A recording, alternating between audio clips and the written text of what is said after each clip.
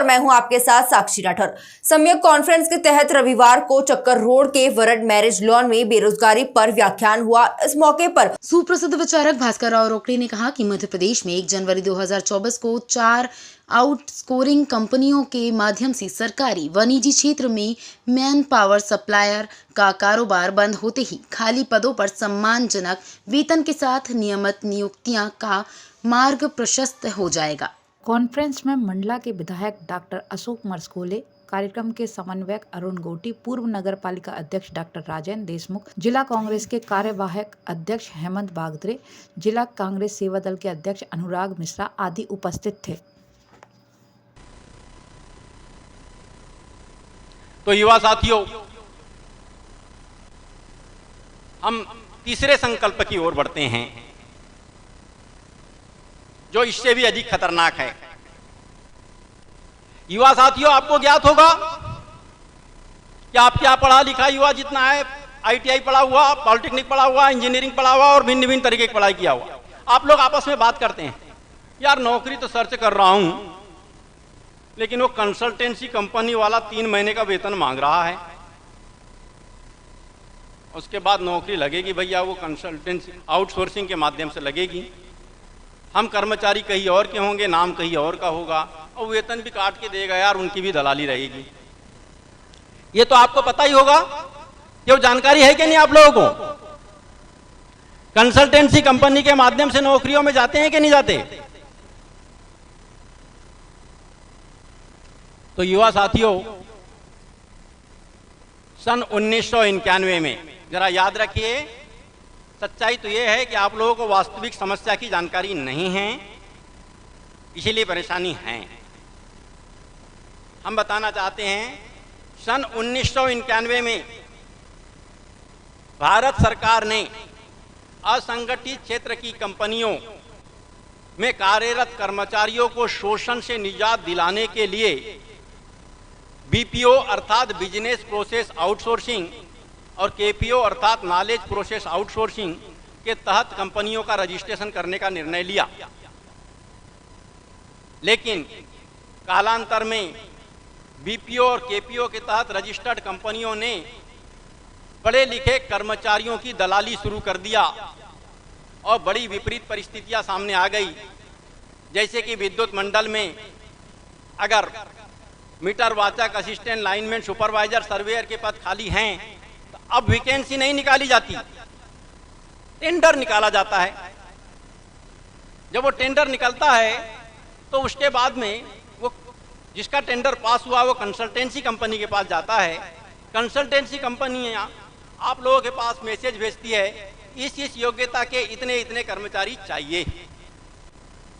जब आप लोग आवेदन करते हैं तो कंसल्टेंसी कंपनी वाला बोलता है आपकी नौकरी पक्की, 3 महीने का इतना इतना 12,000 रुपये वेतन है, 3 महीने के वेतन की राशि यानी 36,000 रुपये हमारे पास जमा करना पड़ेगा, आपको नौकरी मिल जाएगी, आपको 12,000 रुपये महीना मिलेगा।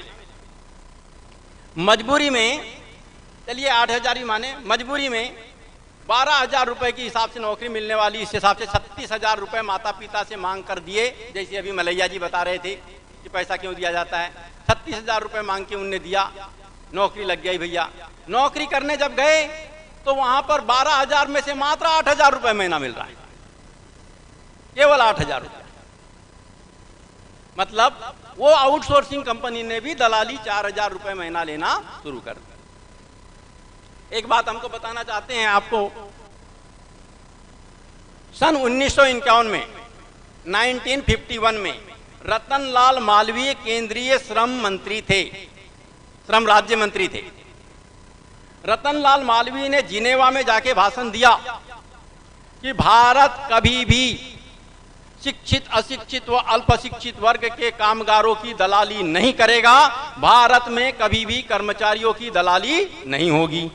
और पूरे विश्व ने इसका स्वागत किया, विश्व ने उसके अनुरूप मॉडल बनाया। लेकिन हमारे देश में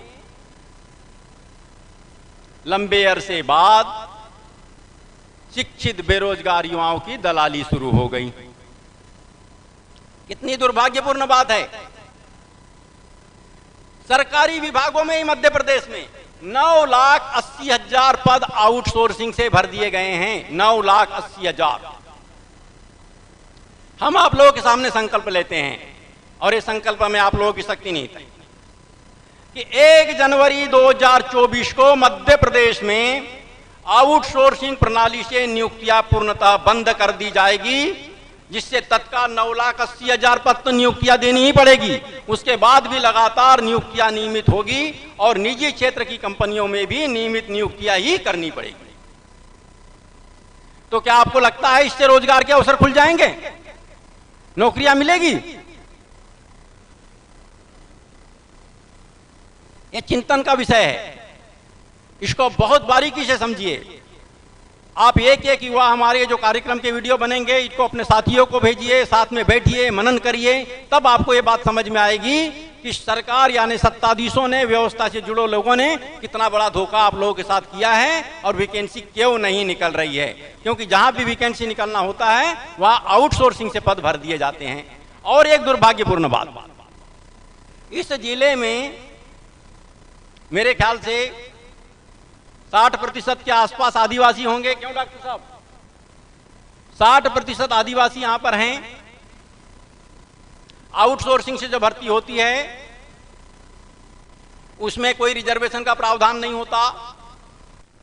70% पद आउटसोर्सिंग से भरे जा रहे हैं।